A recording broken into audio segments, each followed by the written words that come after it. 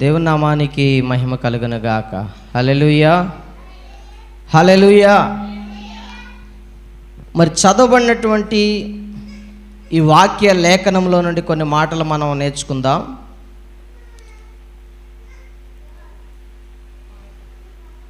మనం మరి గడిచిన ఆదివారాల్లో మనం నేర్చుకున్నటువంటి మాటలు ఏంటంటే, నీ నోటి మాటలు జాగ్రత్తగా ఉండాలి.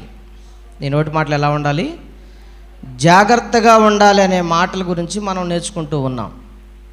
అయితే పోయిన వారం నేర్చుకున్న మాట ఏంటంటే, చాలామంది వారికి ఇష్టం వచ్చినట్టుగా మాట్లాడతారు, కానీ వారు పశ్చాత్తాపడటానికి ఇష్టపడరు. వారు ఏం పట్టారంట? పశ్చాత్తాపడటానికి వాళ్ళు ఇష్టపడరు. సమూయేలు రాసినటువంటి మొదటి గ్రంథం 17వ అధ్యాయం 32వ వచనాన్ని మనం చదువుకుంటే,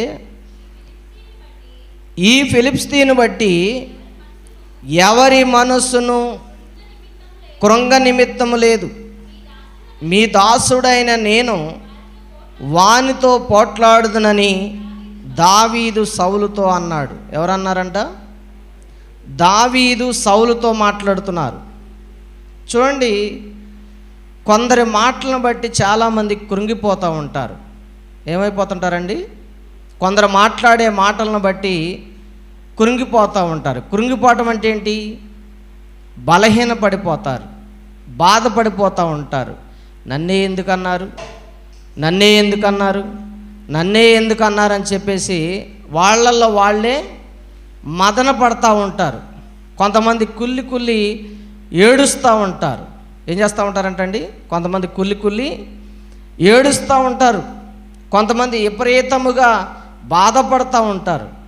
మరి వారి జీవితంలో కొందరైతే భోజనం కూడా చేయకుండా అలిగి కూర్చుంటారు. దేనికి? ఈ కఠినమైనటువంటి మాటలు విన్నప్పుడు. ఇక్కడ ఫిలిష్తీయులు యుద్ధానికి వస్తున్నటువంటి ఇశ్రాయేల్ మీదకి యుద్ధానికి వస్తున్నటువంటి సమయంలో ఇశ్రాయేల్ రాజుగా ఎవరున్నారంట? సౌలు మొదటి రాజుగా మనకు కనపడుతూ ఉన్నాడు. ఇశ్రాయేల్ మొదటి రాజుగా సౌలు కనపడుతున్నటువంటి ఆ మొదటి రాజు ఇశ్రాయేల్ని పరిపాలిస్తున్నటువంటి ఆ కాలంలో ఫిలిష్తీలో నుండి గొలియాత్ అనే ఒక వ్యక్తి, బలాఢ్యుడైనటువంటి శూరుడైనటువంటి ఒక వ్యక్తి లేచి వారి మీదకి యుద్ధాన్ని ప్రకటించినప్పుడు సౌలు భయపడిపోయాడు. సౌలు ఏమైపోయాడు? భయపడిపోయాడు. ఇప్పుడు ఈయన్ని ఎలా జయించాలి మనం? వాడేమో బలాఢ్యుడు, చాలా శూరత్వం కలిగిన వాడు, చాలా గొప్పవాడు, వాడిని ఎలా జయించాలని చెప్పేసి సౌలు బాధపడుతూ ఉన్నాడు. సౌలుకు తెలియదా దేవుడు గొప్ప శక్తివంతుడని? సౌలుకు తెలియదా ఆయన రాజుగా చేసింది దేవుడేనని? సౌలుకు తెలియదా ఆయన ఒక ఉన్నతమైన స్థితిని కలిగించింది యెహోవాయేనని? తెలుసు. అయినా కానీ ఫిలిష్తీయుల మాటలను బట్టి, ఆ గొలియాతు మాట్లాడినటువంటి మాటలను బట్టి ఆయన హృదయం కృంగిపోయిన వాడుగా అయిపోయాడు. ఆ మాటలు వింటున్నప్పుడు బలహీనుడైపోయాడు. చూడండి, దేవుని మాటలు ఏం చేస్తాయంటే బ్రతికిస్తాయంట. దేవుని మాటలు ఏం చేస్తాయంట? కుటుంబాలను కడతాయంట. దేవుని మాటలు ఏం చేస్తాయి? కుటుంబాలని కడతాయి. కుటుంబాలని నాశనం చేసేది ఎవరి మాటలు? మరి సాతాను మాటలు. కుటుంబాలను విచ్ఛిన్నం చేసి, కొండములు పెట్టి, భార్యాభర్తలను విడదీసి, కుటుంబ పిల్లలను కలహాలు రేపి, వీటన్నిటిని చికాకు చేసి పాడు చేసేది ఎవరంటే సాతాను. ఎవరంట? సాతాను మాటలు. దేవుని మాటలేమో మనల్ని కట్టడానికి ఉపయోగిస్తూ ఉంటే, సాతాను మాటలేమో మనల్ని పడద్రోయటానికి ఉపయోగించబడుతూ ఉన్నాయి. ఈ రోజున మనుషులు అందరూ బాగానే ఉంటున్నారు, కానీ మనుషులలో ఉన్నటువంటి మాటల ప్రభావం మట్టికి వేరువేరుగా ఉంటున్నాయి. కొంతమంది మాటలను బట్టి కొంతమంది కృంగిపోతూ ఉంటారు, నలిగిపోతూ ఉంటారు. ఆ మాటలు విన్నప్పుడు ఎందుకు నన్ను ఇంత మాట అన్నారని చెప్పేసి వాళ్ళు బాధపడుతూ ఉంటారు. కారణం ఏంటంటే వాళ్ళు కాదు మాట్లాడింది, వాళ్ళ వెనకాల ఉన్న సాతాను ప్రభావం. చూడండి, ఈ రోజున కొన్ని మాటలు తల్లిదండ్రులు తిట్టడం వల్ల పిల్లలు వెళ్ళి ఆత్మహత్య చేసుకునే వాళ్ళు లేరా? ఉన్నారా లేరా?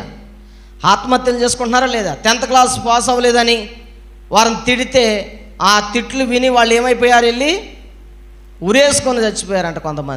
కొంతమంది బావిలో దూకి చనిపోయారంట. అంటే వాళ్ళ మనస్సుకు గాయం అయ్యే రకంగా వాళ్ళు మాట్లాడారు తల్లిదండ్రులు.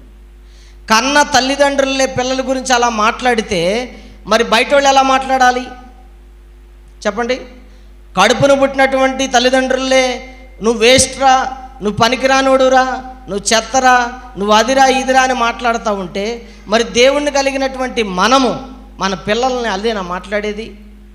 కొంతమంది అంటారు, అరే నువ్వు చావనన్నా చావారా, నువ్వు నాశనం అయిపోవారా, నువ్వు పాడైపోవారా అని చెప్పి భయంకరమైనటువంటి మాటలు మాట్లాడుతూ ఉంటారు. ఈ మాటలు మాట్లాడేది ఎవరు అనుకున్నారంటే మీలో ఉన్న సాతాను మాట్లాడుతుంది, మనలో ఉన్న సాతాను మాట్లాడుతుంది. కాబట్టి సాతానుగాడు మాట్లాడే మాటలను మనం గుర్తించగలిగే వారుగా ఉండాలి దేవుని బిడ్డలైనటువంటి వారు. ఏవి సాతాను మాటలు, ఏవి దేవుని మాటలు అనేవి మనం గుర్తించకపోతే గనక దేవుణ్ణి మనం గ్రహించలేం. ఏం చేయలేమంట? దేవుడు ఏం మాట్లాడుతున్నాడు మనతో? దేవుడు ఏం మాట్లాడుతున్నాడు చెప్పండి? అంటే దావీదు అంటున్నాడు, ఆ ఫిలిష్తీయుని మాటలను బట్టి నేను కృంగిపోలేదు రాజా, నేను దావీదుని ఆయన మాట్లాడినటువంటి ఫిలిష్తీయుడైనటువంటి ఆ సున్నతి లేని ఫిలిష్తీయుడు మాట్లాడిన మాటలను బట్టి నేను కృంగిపోలేదు అంటున్నాడు. ఏమన్నాడు? కృంగిపోలేదంట. దావీదు ఏం చేస్తాడు? దావీదు లేచిన దగ్గర నుండి దేవుణ్ణి ఆరాధించేవాడు. ఆయన గొర్రెలు కాసుకునేవాడు. గొర్రెలు కాసుకోవడానికి వెళ్ళా కూడా ఏం చేసేవాడు? అక్కడ దేవుణ్ణి ఆరాధిస్తూ ఉండేవాడు. దేవుణ్ణి ఏం చేసేవాడంట? ఆరాధించుకునేవాడు, దేవుణ్ణి పూజించేవాడు. అలా పూజిస్తున్నటువంటి దావీదుకి ఏం జరిగిందంటే, దావీదు జీవితంలో ఆయన గొలియాతును చూసినప్పుడు అంటున్నాడు కదా, వీడు సున్నతి లేని ఫిలిష్తీయుడు అని చెబుతున్నాడు. ఏమండి? ఎందుకు భయపట్ల దావీదు? ఎందుకు ఆ మాటలకు అందరూ అడలిపోతున్నారు కానీ దావీదు అడలిపోవట్లేదు? కారణం ఏంటంటే ఆ మాటలు కాదు కానీ దేవుడు ఆయనకు తోడుగా ఉన్నాడు అనేది గుర్తించాడు. ఎవరు తోడున్నారట? దేవుడు తోడున్నాడు. ఎవరు తోడున్నాడు ఆయనకి? దేవుడు తోడున్నాడు. చూడండి, చాలా బైబిల్ గ్రంథం మళ్ళీ ఒకసారి చదువుదాం. ఒకసారి 32వ వచనం నుండి చదవండి ఒకసారి. అంటాడు కదా, ఈ ఫిలిష్తీయుని బట్టి ఎవరి మనసును కృంగ నిమిత్తం లేదు, మీరెవరో కృంగిపోమాకండి రాజా, మీరెవరో కృంగిపోమాకండి. ఎందుకు కృంగిపోతున్నారు మీరు? ఇదిగో నేనున్నాను, నేను పోట్లాడుతాను వాడితో అన్నాడట. ఆయన అంటున్నాడు, సౌలు అంటున్నాడు, నువ్వు బాలుడువయ్యా, నీకు కత్తి నైపుణ్యం రాదు, కత్తి ఎలా తిప్పాలో తెలియదు, యుద్ధాభ్యాసం నేర్చుకోలేదు, ఏమీ చేయలేదు, మరి నువ్వు ఎలా పోట్లాడతావు అని అడిగాడంట. అడిగితే దావీదు అంటున్నాడంట, నేను అడవిలో గొర్రెలు కాసుకునేటప్పుడు ఒక సింహం వచ్చి నా గొర్రెని ఎత్తుకుపోవాలని చూస్తే దాన్ని వెంటాడి కొట్టానని చెప్పాడంట. కొట్టడమే కాదు, నా మీదకి అది లెగిసి వచ్చినప్పుడు దాన్ని దవడను పట్టుకొని పగలు తీసి దాన్ని చంపానని చెప్పాడు. అంటే ఇక్కడ మనం గమనించాల్సినటువంటి విషయం ఏంటంటే, దావీదుకి అంత శక్తి ఎక్కడిది, దావీదుకి అంత పవర్ ఎక్కడిది అంటే దేవుడు ఆయనకు తోడుగా ఉన్నాడు. ఎవరు తోడుగా ఉన్నారు? మరి ఇశ్రాయేలు ప్రజలకు దేవుడు తోడుగా లేడా? సౌలుకు దేవుడు తోడుగా లేడా? కానీ వాళ్ళు దేవుణ్ణి ప్రార్థించడం మానేసి, దేవుణ్ణి స్తుతించడం మానేసి వారు మనుషుల వైపు చూడటం ప్రారంభించారు. ఈరోజు చాలామంది జీవితాలు ఏంటంటే మనుషుల వైపు చూసి వారి మాటలను బట్టి కృంగిపోతూ ఉంటారు జనాలు. కానీ దేవుడి వైపు చూడాలంట. మనం ఎవరి వైపు చూడాలి? దేవుని వైపు చూడాలి. అందుకని ఇక్కడ అంటాడు కదా ఆయన, ఇదిగో మీరు ఎవరు కృంగిపోవద్దు మీరెవరు కూడా, నేనున్నాను ఆయన చంపడానికంటే, నువ్వు బాలుడివి, నీకు యుద్ధాభ్యాసం రాదని చెప్పేసి అంటున్నాడు. యుద్ధం చేయటానికి ఏం కావాలి? సైన్యంలో చేరాలి, యుద్ధ నైపుణ్యాలు నేర్చుకోవాలి, శత్రువు ఎలా వస్తాడో వాడి మీద ఎలా దాడి చేయాలి అవన్నీ నేర్చుకోవాలి. కానీ దావీదు ఏమంటున్నాడు? ఏమీ లేవు ఆయనకి, అయినా కూడా నేను యుద్ధం చేస్తాను అంటున్నాడు. ఇప్పుడు ఎవరైనా నమ్ముతారా? ఒక బాలుడు యుద్ధానికి వెళ్తానంటే ఒప్పుకుంటారా? వాళ్ళ అన్నయ్య కూడా ఒప్పుకోవట్లేదు. అసలు ఆయన పంపించిన పని ఏంటంటే, దావీదుని ఎందుకు పంపించాడు వాళ్ళ తండ్రి అంటే, మీ అన్నలు యుద్ధ పేరులో ఉన్నారు, వారికి ఆహారం పెట్టడానికి ఆహారం తీసుకొని వెళ్ళు అని చెప్పి ఆయన పంపిస్తే, ఆహారం ఇచ్చి రావటమే కాదు కానీ అక్కడ ఉండి యుద్ధ సమాచారం ఏంటో తెలుసుకుంటున్నాడు. వాడిని గెలిచిన వాడికి ఏమిస్తారని అడిగాడంట. ఏమని అడిగాడు? ఇక్కడ చూడండి 27వ వచనంలో అంటాడు కదా, జనులు వాడిని చంపిన వానికి ఇట్టిట్లు చేయబడునని అతనికి ఉత్తరం ఇచ్చిరి. అంటే ఏ బహుమతి ఇస్తారు ఆయన చంపితే అని అంటే, ఏ బహుమతి ఇస్తారంట? రాజ్యంలో సగ భాగం తన కూతుర్ని ఇచ్చి పెళ్లి చేస్తానని చెప్పేసి సౌలు ప్రకటించాడంట. ఏమని చెప్పాడు? రాజ్యంలో సగ భాగం తన కూతుర్నిచ్చి పెళ్లి చేస్తానని చెప్పాడు. దావీదు ఏమంటున్నాడంటే, నేను యుద్ధం చేస్తానని చెబుతున్నాడు. ఎలుగుబంటిని సింహాన్ని చంపాను రాజా, ఈ సున్నతి లేని ఫిలిష్తీయుని చంపడం అది ఒక గొప్ప లెక్క కాదని చెప్పేసి రాజుతో మాట్లాడుతూ ఉన్నప్పుడు రాజు అంటున్నాడు కదా, సరే పో అని చెప్పేసి అన్నప్పుడు ఆయనకు అన్నీ తగిలిస్తున్నారంట. ఆయనకు అన్నీ, ఇవన్నీ నాకు వద్దయ్యా, నాకు వాడుక లేవు, నేను ఎప్పుడు ఇవి వేసుకోలేదు, ధరించలేదు, నాకు ఇవి వద్దని చెప్పేసి ఆయన దగ్గర ఉన్న కర్ర, ఆయన దగ్గర ఉన్న వడిసేల పట్టుకుని వెళ్ళిపోయాడట యుద్ధానికి. ఇప్పుడు బలాఢ్యుడు, శూరుడైనటువంటి యుద్ధ నైపుణ్యం కలిగిన వాడు, ఒక ఆజానుబాహుడైనటువంటి గొలియాత్ ఎక్కడున్నాడు? చిన్నపిల్లడైన ఈయన ఎక్కడ ఉన్నాడు?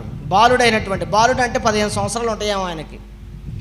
ఈ 15 సంవత్సరాల బాలుడు ఎక్కడున్నాడు? మరి అంత ఎత్తున్నటువంటి గొలియాత్ ఎక్కడున్నాడు? ఆయన గెలవాలంటే మాటలేనా? ఆయన అంటున్నాడంట, నువ్వు నన్ను చూసి కుక్క పిల్లని కొట్టడానికి వచ్చినట్టు వస్తున్నావేంటిరా అన్నాడంట. అంటే ఈయన అంటున్నాడంట, నువ్వు కుక్కవే అన్నాడంట. ఏమన్నాడు? ఏ శక్తి ఉంది ఈయన వెనకాల? ఏ శక్తి ఉంది ఈయన వెనకాల? ఏ ప్రభావం ఉంది? దేవుని శక్తి, దేవుని ప్రభావం ఈయన వెనకాల ఉంది. కానీ సాతాను ప్రభావం, సాతాను శక్తి ఎవరి వైపు ఉందంటే ఆ గొలియాత్ అయినటువంటి ఆ యొక్క ఫిలిష్తీయుల సైన్యాధిపతి అయినటువంటి ఆయన వైపు ఉంది. కాబట్టి దేవుని వాక్యం ఏం చెబుతుందంటే, ప్రియమైన దేవుని బిడ్డలారా, మత్తయి సువార్త 16వ అధ్యాయము 23వ వచనాన్ని ఒకసారి చదువుదాం. మత్తయి సువార్త 16వ అధ్యాయము 23వ వచనాన్ని ఒకసారి మనం చదివినట్లయితే, ఇక్కడ యేసు ప్రభు వారు పేతురుతో మాట్లాడుతున్నారు. యేసు ప్రభు వారు ఎవరితో మాట్లాడుతున్నారు? పేతురుతో మాట్లాడుతున్నారు. ఒకసారి చూడండి, మత్తయి సువార్త 16:23. అయితే ఆయన పేతురు వైపు తిరిగి, సాతానా, నా వెనుకకు పొమ్ము, నీవు నాకు అభ్యంత కారణమై ఉన్నావు, నువ్వు మనుషుల సంగతుల్ని తలంచున్నావు కానీ దేవుని సంగతులు తలంచుకున్నావు అని చెబుతున్నాడు. దేవుని స్తోత్రం, హల్లెలూయా. ఏం చేస్తున్నాడు సాతాను? పేతురులోకి వచ్చిందంటే ఎవరిలోకి వచ్చింది? పేతురు ఎవరండి? యేసు ప్రభు వారి శిష్యుడు. ఆయనలోకి సాతాను వచ్చి ఏమంటుందో తెలుసా? యేసు ప్రభు వారిని అభ్యంతరపరుస్తుందంట. ఎందుకు అభ్యంతరపరుస్తుందంటే, నువ్వు సిలువ వేయబట్టం నాకు ఇష్టం లేదయ్యా అని చెబుతుందంట. ఎందుకని? మరి సిలువ వేయబడితే వాడు చితదొక్కబడతాడు కదా, సిలువ వేయబడితే వాడు నాశనం అయిపోతాడు కదా, వాడు పొళ్ళేని వాడుగా నోరు తెలుసుకొని ఎవరిని మింగాలని చూస్తున్నాడు కదా. అంటే అది జరగకూడదని పేతురుతో ఏమంటున్నాడు ఆయన? పేతురుతో ఏమంటున్నాడు? పేతురుతో, సాతానా నా వెనకకి పొమ్ము. అంటే ఎవరున్నారు? పేతురుతో మాట్లాడుతున్నాడు ఆయన, సాతానుతో మాట్లాడుతున్నాడా? అంటే పేతురులో ఉన్న మాటలు ఎవరి అంటే సాతాను మాటలే. ఎప్పుడు మాట్లాడాడు ఆయన? అన్ని వేళలా కాదు, కొన్ని సమయాల్లో మాత్రమే. కాబట్టి మనం ఎంత ప్రార్థన చేసినా, ఎంత భక్తిపరులుగా ఉన్నా సాతానుగాడు మన నోటిని ఉపయోగించుకుంటాడు. ఏం చేస్తారంట? మన నోటిని ఉపయోగించుకుంటాడు. ఏ రీతిగా ఉపయోగించుకుంటాడో తెలియదు కానీ వాడు భయంకరమైన మాటలని ఎదట వారిని గాయపరిచే విధంగా మాట్లాడతాడు. ఎదుటి వారిని ఎవరైతే గాయపరుస్తున్నారో వారు ఖచ్చితంగా సాతాను మనసు, సాతాను శక్తి కలిగిన వారే. వాక్యం క్లియర్గా చెబుతుంది ఇక్కడ. సాతాను ఎవరిని ప్రేరేపించింది? అపోస్తలుడైన పేతురుని ప్రేరేపించింది. యేసుప్రభు వారు అంటున్నారు, సాతాను వెనకకి పో అంటున్నారు. యోబు గ్రంథంలోకి వెళదాం ఒకసారి. యోబు గ్రంథంలో నుండి 2వ అధ్యాయం 10వ వచనాన్ని మనం చదివినట్లయితే, యోబు గ్రంథం 2వ అధ్యాయం 10వ వచనం. యోబు ఊజు దేశంలోనే సంపన్నుడు, ఆయన యథార్థవంతుడు, నీతిమంతుడు. అలాంటి యోబు జీవితంలోకి ఒక శ్రమ వచ్చింది. ఏం శ్రమ అంటే, పిల్లలు చచ్చిపోయారు, సంపద పోయింది, గొర్రెలు పోయినాయి, ఒంటెలు పోయినాయి, ఎద్దులు పోయినాయి, అన్నీ పోయి బూడిలో కూర్చోబెట్టాడు. ఎవరు కూర్చోబెట్టారు ఆయన్ని? సాతాను కూర్చోబెట్టింది.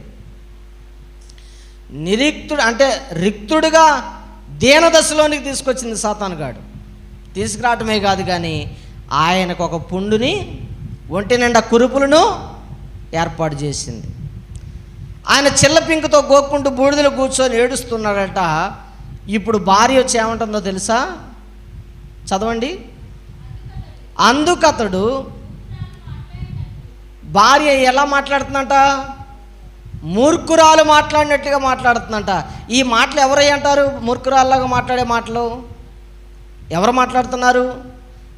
ఆమె వెనకాల ఉన్నటువంటి సాతాను ప్రభావం, ఆ నోటి మాటల వెనకాల ఉన్న సాతాను ప్రభావమే అలాగ మాట్లాడిస్తుంది. ఏమైనా మాట్లాడిస్తుంది అంటే, ఇక నువ్వు చచ్చిపో అంటుందంట. అన్నీ ఉన్నప్పుడు అనలేదే చచ్చిపో అని, అంతా బాగున్నప్పుడు చచ్చిపో అని అనలేదే, అంతా ఆరోగ్యంగా ఉన్నప్పుడు, అంతా క్షేమంగా ఉన్నప్పుడు చచ్చిపో అనలేదే. కానీ రిక్తుడైపోయేసరికి ఏమంటుందంట? నువ్వు చచ్చిపో అంటుందంట. ఏమంటుంది? చచ్చిపో అంటుంది. అంటే యోబు భార్యను బట్టి ఇక్కడ మనం ఆలోచిస్తే భార్యలోకి సాతాను ప్రవేశించింది. చూడండి సాతాను ఎంత ప్రమాదకరమో, సాతాను ఎంత ప్రమాదకరమో. ఏమండి, దాని మాటల చేత, సాతాను మాటల చేత మనుషులను పాడు చేస్తుంది. ఒకరికొకరికి తగులు, ఒకరికొకరు గొడవలు, కొండెములు, ఒకరినొకరు హింసించుకోవటం, ఒకరినొకరు బాధపరుచుకోవటం. ఏమండి, ఒకళ్ళకి ఏంటంట కొండెములు పెట్టడం. ఇలాంటి పరిస్థితులు తీసుకొచ్చింది ఎవరంటే సాతాను మాటలే. చూడండి, ఒక్కోసారి చిన్న చిన్న మాటలే, సరదాగా మాట్లాడుకునే మాటలే పెద్ద పెద్ద తగువులు అయితే తెలుసా మీకు? చిన్న చిన్నగా సరదాగా మాట్లాడుకునే మాటలే కోపాన్ని తెప్పించి నరహత్య చేసే విధంగా మార్చబడతాయి లేదా? అంటే ఎందుకు అంత ప్రభావం చూపిస్తున్నాయి అంటే వారిలో సాతాను ప్రవేశిస్తున్నాడు. అందుకనే నామకార్థ క్రైస్తవులు, ఏదో దేవుని మందిరానికి వెళుతున్నాం వస్తున్నాం అన్న క్రైస్తవులు ఏం చేస్తారంటే, దేవుడి మీద విశ్వాసం ఉంచడం కంటే ఈ యొక్క లోకం వైపు విశ్వాసం ఉంచడం వల్ల సాతాను వాళ్ళని బాగా వాడుకుంటాడు. వాళ్ళు భక్తి జీవితం ఉండదు. ఇది ఎవరు మాట్లాడుతున్నారు, ఎందుకు మాట్లాడుతున్నారు, వాళ్ళ వెనకాల ఎవరు శక్తి పనిచేస్తుంది అనేది గ్రహించలేరు. ఎవరంటే దేవుని బిడ్డలు. వీళ్ళు నామకార్థమైనటువంటి క్రైస్తవులు. నిజమైన ఆత్మీయ స్థితిలో ఉన్నవారైతే, నిజమైన దేవుని బిడ్డలు అయి ఉంటే కనుక వాళ్ళు ఎందుకు మాట్లాడుతున్నారో, వాళ్ళ మాటల వెనకాల ఉన్న అర్థం ఏంటో, వాళ్ళ మాటలకు మనం కృంగిపోవాలా వద్దా, అసలు ఆ మాటలు మనకు ప్రయోజనకరమా కాదా అనేది నిజమైన బిడ్డలైతే దేవుణ్ణి వాటిని గ్రహిస్తారు. యోబు నిజమైన భక్తిపరుడు కనుక, నిజమైనటువంటి విశ్వాస జీవితంలో ఉన్నాడు కనుక ఆమెను ఏమంటున్నాడంటే మూర్ఖురాలు మాట్లాడినట్లు మాట్లాడొద్దు అంటున్నాడు. మాట్లాడొద్దు అంటమే కాదు, ఆయన ఇంకేం చెప్తున్నాడు తెలుసా? ఆయన అంటున్నాడు, అన్నీ ఇచ్చింది ఆయనే, అన్నీ తీసుకుంది కూడా ఆయనే. ఎవరిచ్చారంటే ఇవన్నీ? ఈ దేహం ఇచ్చింది ఎవరు? ఏమండి, ఈ నడవటానికి భూమి ఇచ్చింది ఎవరు? తినటానికి ఆహారం ఇచ్చింది ఎవరు? నడవటానికి కాళ్ళు ఇచ్చింది ఎవరు? ఇవన్నీ ఇచ్చింది ఎవరు? దేవుడే. మరి ఇచ్చిన వాడు తీసుకుంటే నీకేంటి బాధ? అన్నీ ఉన్నప్పుడు ఒకలాగుంటాయి మాటలు, పొయ్యాక ఒకలాగుంటాయి మాటలు. తెలుసా మీకు? మనుషులు మాటలు కాదు అవి, సాతాను వారితో మాట్లాడిస్తున్న మాటలు. ప్రియమైన దేవుని బిడ్డలారా, ఇంకొక మాట చూద్దాం. చూడండి, నెహెమీయా గ్రంథం 6వ అధ్యాయం 9వ వచనం ఒకసారి చదువుదాం. నెహెమీయా గ్రంథం 6వ అధ్యాయం 9వ వచనం. నెహెమీయా ఒక ప్రవక్త అయి ఉన్నాడు, నెహెమీయా ఒక భక్తిపరుడు అయి ఉన్నాడు, నెహెమీయా ఒక ప్రార్థనా జీవితం కలిగిన వాడుగా ఉన్నాడు. ఆయన మీద విరోధులైనటువంటి వారు చెడ్డ మాటలు పుట్టించారంట. ఏ మాటలు పుట్టించారు? చెడ్డ మాటలు పుట్టించారంట. అయినా కానీ వాటికి భయపడకుండా, అవి మనసులో ఉంచుకోకుండా వాటిని పక్కన పడేశాడంట దేవుని విషయంలో ఆయన. తెలుసా అండి? కొంతమంది అయితే ఒక మాటను పట్టుకొని ఇక అదే మాటకు సంవత్సరాలు వాళ్ళు ఏంటి చచ్చిపోయేంతవరకు కూడా అది మనసులో ఉండిపోద్ది. ఆ మాట కృంగిపోతూనే ఉంటారు, ఏడుస్తూనే ఉంటారు, బాధపడుతూనే ఉంటారు. వాళ్ళని చూసినప్పుడల్లా అది గుర్తు వస్తూనే ఉంటుంది ఆ మాట. నిజమైన దేవుని బిడ్డలైతే అలాగ గుర్తుపెట్టుకోరు. ప్రియమైన దేవుని బిడ్డలారా, నెహెమీయా గ్రంథం 6వ అధ్యాయం 9వ వచనం. నెహెమీయా గ్రంథం 6వ అధ్యాయం 9వ వచనం. ఏమండి, మన మీద ఎన్ని రూమర్స్ వచ్చినా సరే, ఎన్ని పుకార్లు పుట్టించినా సరే, మనం చెడ్డవాళ్ళమని ఎంతమంది అన్నా సరే, అనేక మంది మన మీద నిందలేసినా సరే, మనం ఏమనకూడదంట, మనం వాళ్ళ గురించి తప్పుగా మాట్లాడకూడదంట. ఎందుకు మాట్లాడకూడదంటే మనం దేవుని బిడ్డలం. ఎవరు బిడ్డలం అంట? మనం దేవుని బిడ్డలం. వాళ్ళు సాతాను బిడ్డలు. సాతాను వాళ్ళల్లో ఉండి పనిచేస్తుంది. సాతాను ప్రభావం వాళ్ళల్లో పనిచేస్తుంది. అందుకే ఆ మాటలు వాళ్ళు మాట్లాడుతున్నారు. వారి నోటి నిండా అపవిత్రమైన మాటలేనంట. నోరు తెరిస్తే అపవిత్రమేనంట. ఏమండి, అందుకనే దావీదు ఏమంటాడు తెలుసా? మన మనసులు కృంగిపోవద్దని చెబుతున్నాడు. నేనున్నా, మీకు తోడుగా నేనున్నా, నేను యుద్ధానికి వెళ్తానని చెప్పాడంట. నేను ఆ ఫిలిష్తీయుడి మీదకి యుద్ధానికి వెళ్తానని చెప్పాడంట. సింహాన్ని చీల్చాను, ఎలుగుబంటిని చంపాను, వాటికంటే ఈడు గొప్పవాడా ఈ సున్నత లేని ఫిలిష్తీయుడు అని చెప్పేసి దేవుని ముందు వాడు ఎంత అని చెప్పేసి దావీదు మాట్లాడంట. చూడండి ఎంత గొప్ప విషయం అండి. ఒక బాలుడుకున్న ధైర్యం మనకు లేదు. ఒక బాలుడుకున్నటువంటి శక్తి, ఒక బాలుడుకున్న ప్రార్థనా జీవితం, ఒక బాలుడుకున్నటువంటి భక్తి మన జీవితంలో లేదండి. చిన్న చిన్న సమస్యలు వచ్చినా కృంగిపోతాం, చిన్న చిన్న బాధలు వచ్చినా మనం పడిపోతూ ఉంటాం, విశ్వాస జీవితంలో కృంగిపోతూ ఉంటాం. కానీ మన జీవితంలో భక్తి నేర్చుకోవాలంట, భక్తిలో ఎదగాలంట. మన ముందు మాట్లాడేవారు ఏం మాట్లాడుతున్నారో, వాళ్ళు ఏ శక్తితో పనిచేస్తున్నారు అనేది మనం గమనించగలిగినటువంటి విశ్వాసులుగా మనం ఉండాలి. చూడండి, నెహెమ్యా గ్రంథం 6:9 చదవండి. నేను ఇటువంటి కార్యములను నేను ఎంత మాత్రము చేయవాడిని కాదు, నీ మనసులో నుండి నీవు కల్పించుకుంటివి. చాలు. ఇలాగా ఎంతమంది భక్తులు బైబిల్ గ్రంథంలో ఉన్న వాళ్ళందరూ కూడా సాతాను మాటలకు ప్రభావితులైన వారే. సాతాను మాటలకి కొంతమంది లోబడిపోయారు, కొంతమంది కృంగిపోయి పడిపోయారు, వారి జీవితాలు పాడు చేసుకున్నారు. కానీ కొంతమంది విశ్వాస జీవితంలో నిలబడి సాతాన్ని ఎదిరించారు. ఏం చేశారంట? సాతాన్ని ఏం చేశారు? ఎదిరించారు. యేసు ప్రభువు వారి దగ్గరికి వచ్చే సాతాను ఏం మాట్లాడుతుంది చెప్పండి? ఇగో ఈ రాళ్ళు రొట్టెలుగా చేసుకొని తినరాదు అంటుందా? మాట్లాడుతుందా? దాని నోరు ఎంత అంటే చూడండి, మనిషిని పాడు చేయటానికి దేవుడు కట్టిన మనిషిని, దేవుడు పరిశుద్ధపరిచిన మనిషిని, దేవుడు ఎన్నుకున్నటువంటి మనుషుల్ని, పరిశుద్ధులైనటువంటి జనాంగాన్ని పాడు చేయడానికి సాతానుగాడు ఏమంటున్నాడంటే మాటలతో ప్రేరేపిస్తున్నాడంట, రెచ్చగొడుతున్నాడంట. ఏం చేస్తున్నాడు? రెచ్చగొడుతున్నాడు. కానీ మీరు కృంగిపోవద్దు అంటున్నాడు దేవుడు. ఏమంటున్నాడు? ఎవరు ఎంత రెచ్చగొట్టినా, ఎవరు ఎన్ని తిట్టినా, ఎవరు ఎన్ని అవమానించినా, ఎవరు ఎన్ని నిందలు వేసినా, ఎవరు అవమానకరంగా మాట్లాడినా, ఎవరు అనుమానించినా, ఎవరు అబద్ధాలాడినా నీ మీద సరే, మనం ఏం చేయకూడదంట? కృంగిపోకూడదని చెబుతుంది వాక్యం. ఏం చేయకూడదంట? కృంగిపోకూడదు, నలిగిపోకూడదు, ఏడవకూడదు, చచ్చిపోకూడదు. అది కాదు మార్గం. మనం దేవుని సన్నిధిలో ప్రార్థన చేయాలంట. ఏం చేయాలి? దేవుని సన్నిధిలో ప్రార్థన చేయాలి. మరి అలా ప్రార్థించే శక్తి నీలో ఉండాలా వద్దా? అలాంటి భక్తి జీవితం మనం సంపాదించుకోవాలా వద్దా? సంపాదించుకోవాలంటే మనం దేవునికి లోబడాలి. ముందు ఏ పని చేసినా మనం ఎవరో చెప్పాలంట? ఎవరో చెప్పాలి? దేవునికి చెప్పాలి. అయ్యా నేను పలానా పని చేస్తున్నా, వెళ్ళాలా వెళ్ళకూడదా? నేను పలానా కార్యక్రమం చేస్తున్నా, చేయాలా చేయకూడదా అని దేవుణ్ణి అడగాలంట. మనం దేవుణ్ణి అడిగి ఆ తర్వాత మన పని దేవుణ్ణి అడిగి మనం ఏం చేయాలంట? ఆ పనిని జరిగించాలి.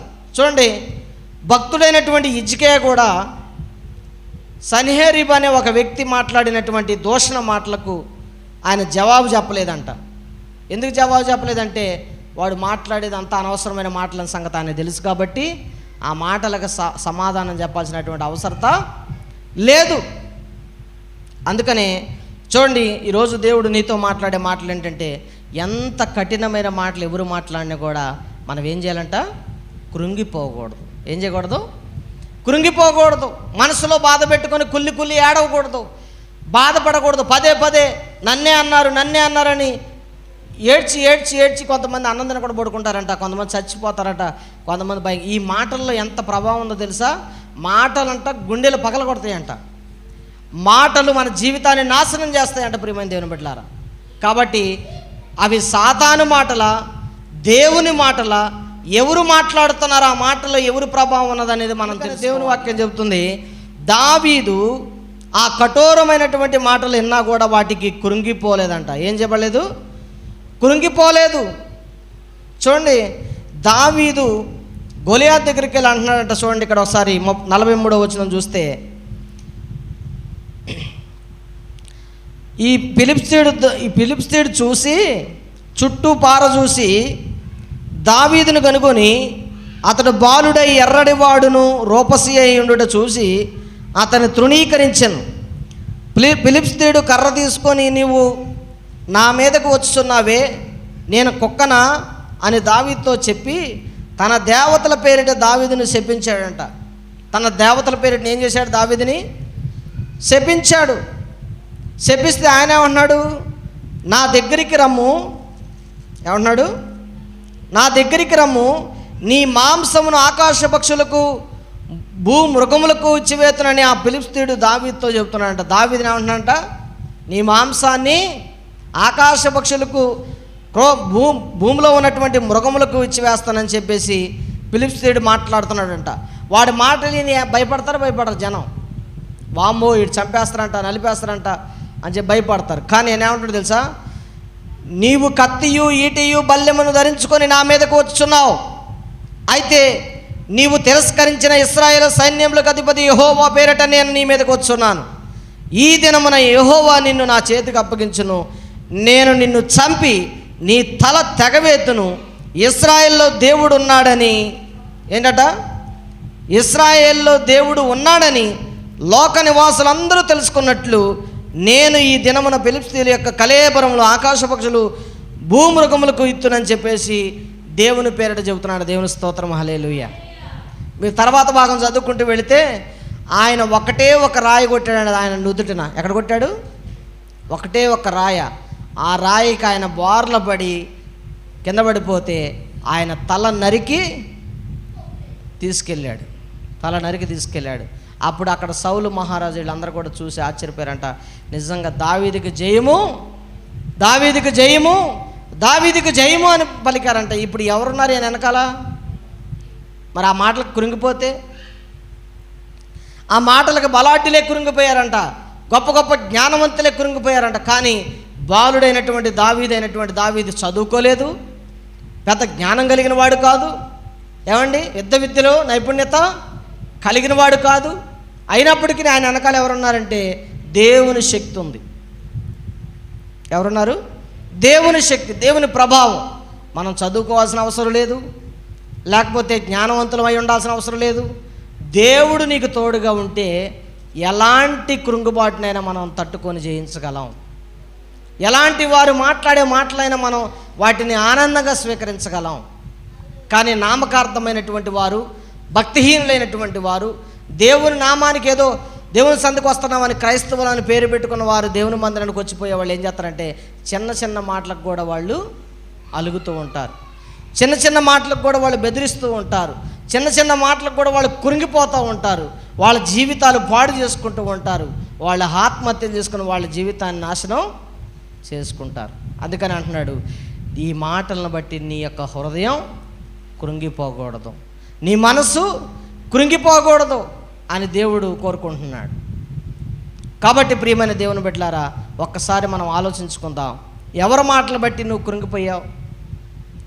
దేవుని మాటలేమో జీవాన్ని ఇస్తున్నాయి, సాతాను మాటలేమో చావగొడుతున్నాయి.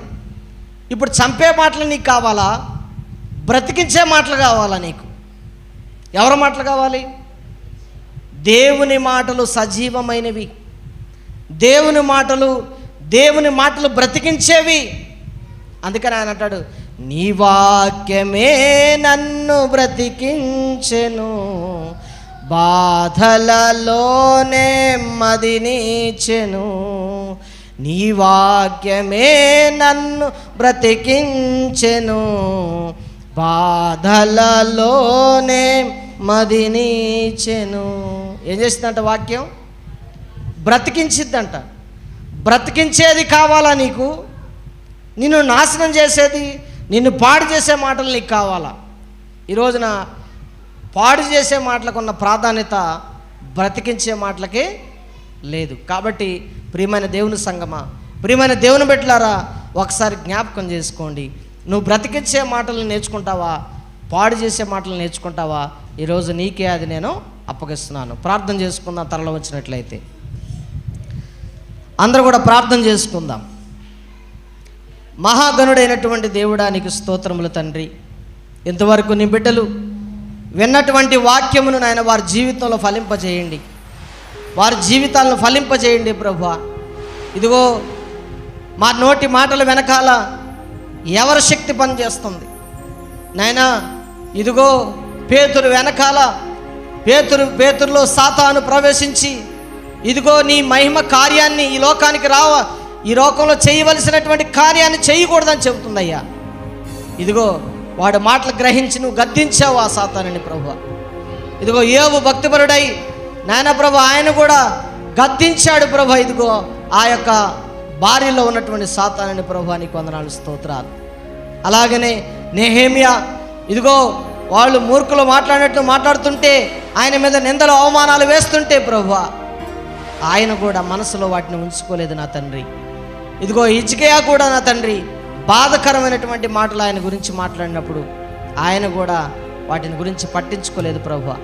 ఈరోజు నీతిమంతులైన వారు, అయా దేవునిలో ఉన్నవారు నా తండ్రి, ఆత్మీయమైన బిడ్డలు, భక్తిపరులైనటువంటి బిడ్డలు నా తండ్రి, ఎవరి మాటలకి కృంగిపోకూడదు నా తండ్రి. ఎవరో అన్నారని కృంగిపోకూడదు ప్రభువా. కృంగిపోతున్నారు అంటే వాడిలో సాతాను పనిచేస్తుందని ప్రభువా. కాబట్టి కృంగిపోయే జీవితాలు కలిగి మేము జీవించకుండా ప్రభువా, కృంగుబాటు లేని జీవితాలు కలిగి దావీదులాగా నిలబడి యుద్ధం చేసి యుద్ధము యెహోవాదే అని చెప్పడానికి సహాయం దయచేయండి. యుద్ధము యెహోవాదే అన్నాడు నా తండ్రి. ఈ రోజున మా కుటుంబాల్లో జరుగుతున్న యుద్ధం, బిడ్డల మధ్య జరుగుతున్న యుద్ధం, సంఘాల మధ్య జరుగుతున్న యుద్ధం నా తండ్రి, ఇదిగో అనేక మంది సేవకుల మధ్య జరుగుతున్న యుద్ధం, ఇవన్నీ కూడా నా తండ్రి సాతానుగాడి ప్రభావంతో జరుగుతున్నాయి నాయన. కాబట్టి యుద్ధము నీదయ్యా, యుద్ధము నువ్వయ్యా చేయవలసింది నా తండ్రి. నిన్ను ముందు పెట్టే భాగ్యం మాకు దయచేయమని ప్రార్థన చేస్తూ ఉన్నాం. దావీదు ఏ విషయంలో అయినా ముందుగా నీకు చెప్పి నీతో మాట్లాడి ఏ విధంగా వెళ్తాడో నా తండ్రి, అదే రీతిగా మా జీవితాల్లో కూడా ఏదైనా కూడా నీతో పంచుకునే భాగ్యాన్ని మీరు మాకు దయచేయమని కోరుకుంటున్నాం ప్రభువా. వచ్చిన బిడ్డలందరూ జ్ఞాపకం చేసుకోండి, దీవించండి నాయన ప్రభువా. విన్న వాక్యాన్ని విడిచిపెట్టకుండా వారి హృదయాల్లో ముద్రించి మీరు మహిమ తెచ్చుకోమని ప్రార్థన చేస్తూ మీరే మహిమ ఘనత ప్రభావాలు పొందుకోమని మా ప్రభువును రక్షకుడైన యేసుక్రీస్తు నామములో ఈ ప్రార్థన మనం అడిగి వేడుకుంటున్నాము తండ్రి. ఆమేన్, ఆమేన్, ఆమేన్. అందరికీ వందనాలండి.